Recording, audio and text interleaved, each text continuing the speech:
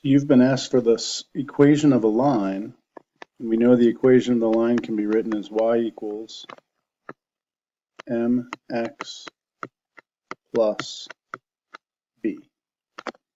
And we've been given an x and a y, so I could start with that.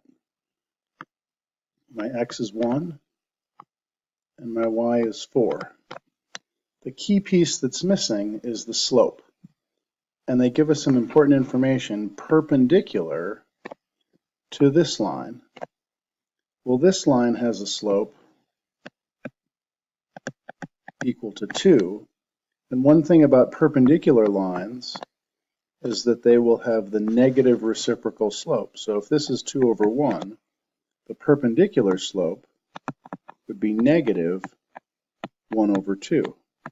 So now I have the slope of my line, and I just have some pretty simple algebra to solve for b.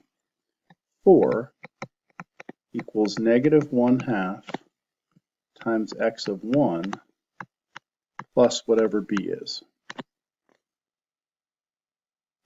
Well, when I multiply negative 1/2 by 1, I have 4 equals negative 1/2 plus b. To get b all by itself, I would add 1/2